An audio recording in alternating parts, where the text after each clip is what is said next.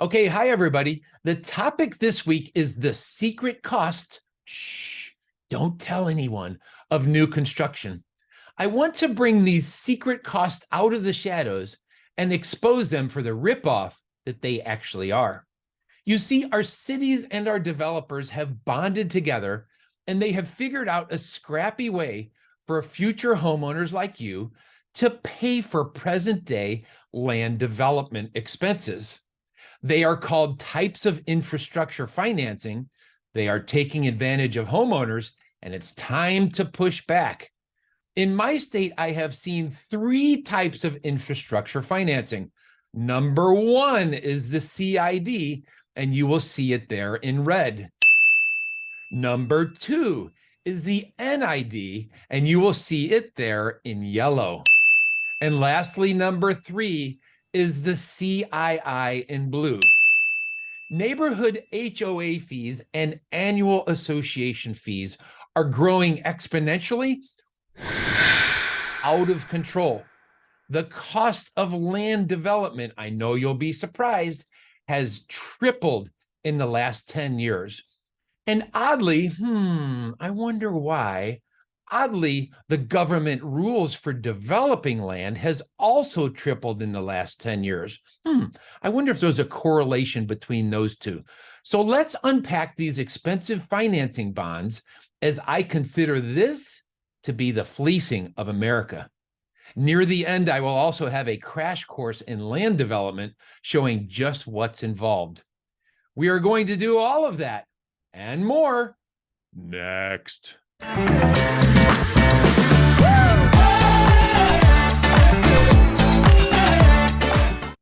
An 85-year-old landowner decides that they would like to sell their acreage. It's been their lifelong goal to leave a large inheritance for their family. Right away, we get a $3 million contract for them from a developer. They find their accountant, Meredith, and they want to talk about the tax implications. The first layer she talks about is a 15 to 25% capital gains fee because the value has gone up a lot in the 25 years they own the land. After that, there's also a whopping and exorbitant 40 to 60% estate tax on that after they pass away. So the original $3 million offer now looks like $1.2 million. And with 6 children, that just is not enough.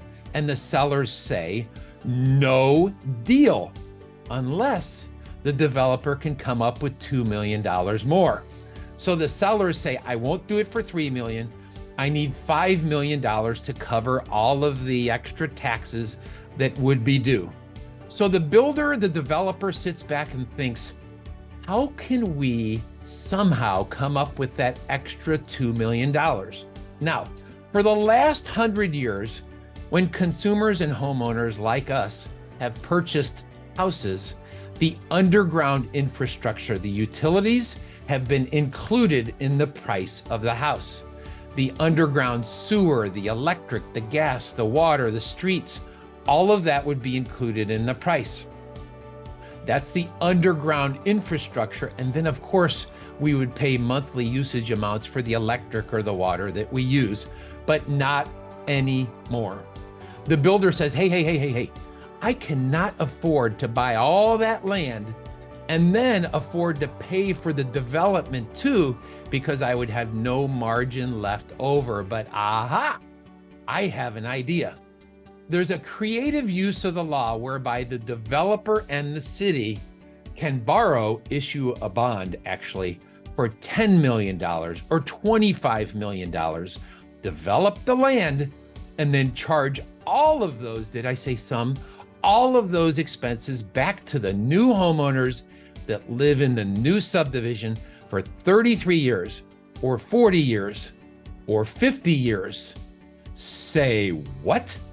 As you already expected, that's called a CID, or it's called an NID, or it's called a CII. And several examples of that are coming up next with some recent subdivisions that have been developed.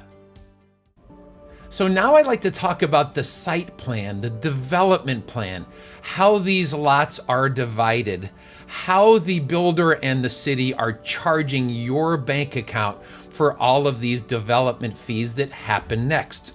First, a group, not a couple, a group of engineers put pages and pages and pages together, 250 pages typically of drawings, and then later comes the site plan like this, which is kind of a pretty drawing that shows all the different colored lots. All right, when people are interested in the subdivision, they sign a CII assessment form like this. All right, it says Community Infrastructure and Improvement District.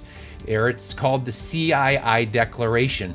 For only 33 years, depending how big your lot is, the different colors, A, B, C, D, and E, are indicated here by different colors, A, B, C, and D. And that is for 33 years. So the average lot, Class C in that subdivision, $1,800 for 33 years, over 223 homes. And this CII mandatory assessment is collecting, are you sitting down? $13.25 million. Let's keep going. All right, here is how they record it. There's a plat book and page number. They actually record that CII against the title to your house. It's not optional for you to pay it. If you don't pay it, the county will file a lien against your property so that it does get paid at some point. Infrastructure and improvements, see Exhibit A. Here is the memorandum of assessment, all official, that for 33 years that we are to pay in those different classes. Here's A, B, C, D, and E, all of the different classes. And then they go into pages and pages. I don't want you to fall asleep. Pages of detailed development, infrastructure, drawings after drawings after drawings. And some days out at the development, there are more government workers checking on the work than there are actual workers doing the work. It just goes on and on and on. And now for the second case. All right. This subdivision just opened last week, not far from me. This one has 6 different classes of this is a CID. All right. Depending on the color of your street or your neighborhood, you get annual assessments of $1,000, $1,050, $1,600. You see the numbers here, up to $2,250 a year for these yellow lots. This one, ladies and gentlemen, hold on to your hats, is for 40 years. Let's do the summation. Alrighty then. Those 6 different classes times the number of lots. There are 355 lots in this particular subdivision. The entire CID collection bond from the people for this one subdivision is $21.84 million. I mean, I just start hyperventilating when I start hearing these numbers. Okay. And we haven't even talked about lot premiums yet. Okay. The lot premiums is something where you go in and the builder says, oh, that lot has a $12,000 or a $50,000. This week I heard of one that had a $145,000 lot premium. Let's look at the big time numbers. Okay, are you ready for this? Maybe not, but we're going anyway. Hey, are there enough colors on screen for you? All right. The red. Imagine you were in a new subdivision and they said you were going to be charged $2,200 a year for 33 years. That's the CID, the infrastructure bond I've been talking about. In addition to that, you know you're going to have an annual fee to the subdivision. Those are the monuments. Those are the street lights. That's the erosion control. That's insurance for the subdivision. Anything the subdivision needs, that's $1,625 a year At the beginning, we are now in the honeymoon phase. It's going to go way over $2,000 for 33 years. All right. Just to belong in the subdivision, when you purchase your house, the neighborhood is going to greet you with a $2,000, this is in yellow, a $2,000 capital fee right here. Nope. That will fund, they say we need to get the association account, the bank account funded. That's $2,000 just for moving into the subdivision.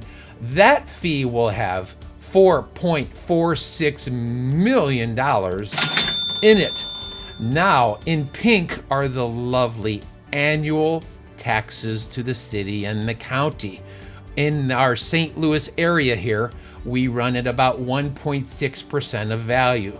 So a typical average house in this neighborhood will be paying $16,000 a year for taxes. Now, if we just add up the red, the orange, and the yellow, the mandatory CID and NID fees, that is $128,000 just for the exciting right to live in the subdivision. But it gets better.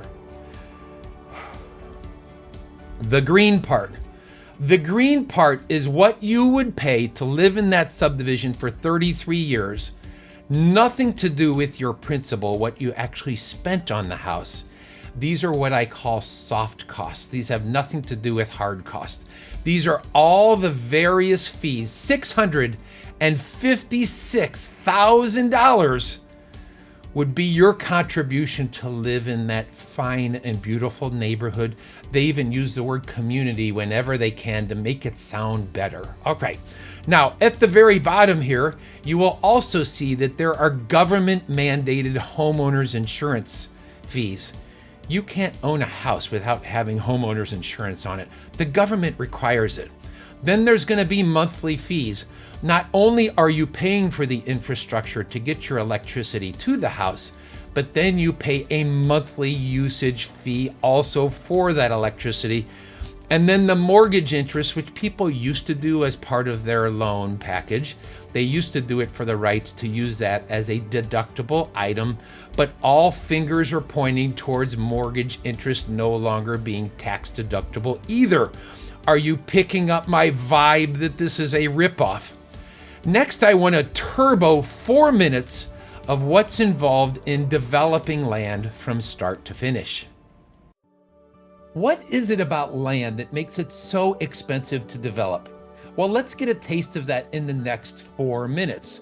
First, the developer has to remove all the structures. Let's make sure there's no asbestos or lead paint flying in the air.